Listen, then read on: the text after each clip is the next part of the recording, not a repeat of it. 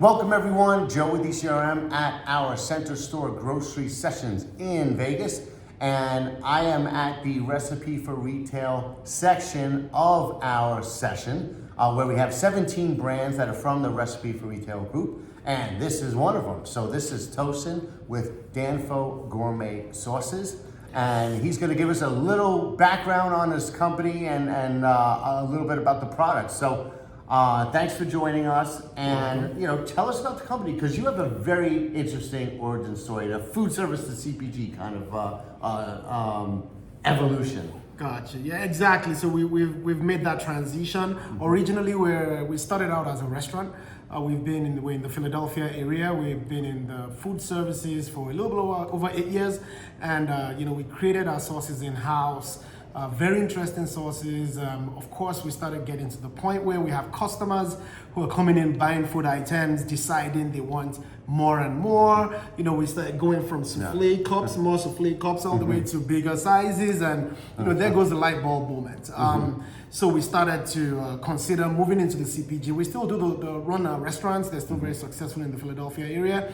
And then we started to research and really get into getting this sauce into the CPG, shelf-ready status, so that not only can people who only come to the restaurant enjoy the product, but then people anywhere, literally anywhere in the world, can enjoy the program. So that's how we really got to this. See, I love that. I love that because I've seen it happen myself, where I go to a restaurant in my neighborhood and I like something, and I get a little bit more, and then I'm like, oh, can you give me the big thing? I'll pay extra, but just fill this up with your sauce. Right. Like there's some green sauce in a Colombian restaurant that I love it for my eggs, and it's like, just give me a big thing of that. So I see that progression. Yes. Now, how was it, making that transition, adding CPG? How was that? Because now like you said, you're dealing with co-packers, you're dealing with, it's another world. So what was your experience in that? Absolutely. So, it's a completely different, it was a completely different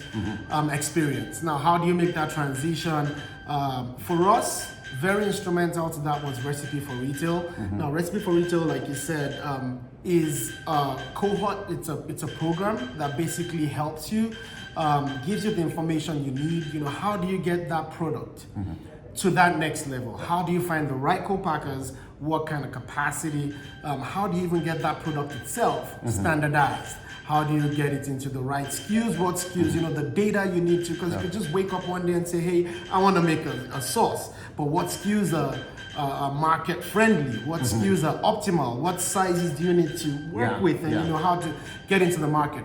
So Recipe for Retail has been very, very, very instrumental in that. We did join them about I would say about a year ago, July of last year. And here we are today, 12 months after, we've been able to create the product. We have a product in a bottle, full standard, bar-coded, shelf-ready, pretty much ready to go. Yeah. So we've actually made this journey and transition, definitely with the benefit of Recipe. That's great. Well, now tell them about the products that you have it right here. All right, so here what we have here, and I hope you can see it, is Danfo. We have a product. There you go. Danfo. It's a jerk barbecue sauce, and for us, this jerk barbecue sauce it comes in two flavors. We have mild and spicy.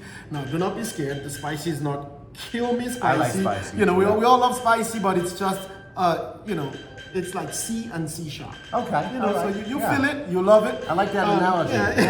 C and C sharp. Yeah, that's exactly what it is. So we have two SKUs. This is our debut sauce. Our name is Danfo Sauces. We have many more sauces coming in development, but this definitely is our flagship. Get out of the box sauce. So there you go, Danfo jerk barbecue sauce. We do have some, we have the full serve, the single serve, which is more like a travel size. People like to travel with the one that sauces. I got in my, what you got. Yes, you're going away, you're not going with a big bottle like this. You take something small, you can use it on the plane or where your destination while you're away from home. And we do have a food service commercial sizes as well, gallon sizes and 5 gallons. And all the way down to TSA friendly. So. Yeah, TSA friendly is important. Awesome. So this is your first time at ECRM session, and like I mentioned, we have the group of Recipe for Retail brands here. Tell us about your experience. So our experience has been phenomenal. The value from this conference, I would love to put a dollar and cents tag to it, but I really cannot, because here you really get to meet with the decision makers. For 2 days we've been huddled up here. We've had numerous back-to-back direct conversations with the people who are in charge of making these buying decisions at the retail companies. That is priceless to me, because I would say that's folding up 12-month efforts into 2 days.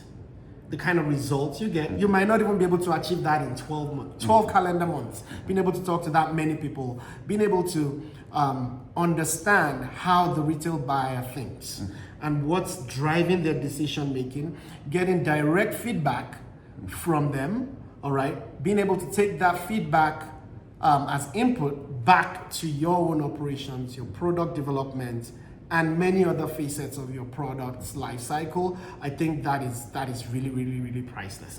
And for us, we're so grateful that we decided to make it to this session. The other thing is the platform itself.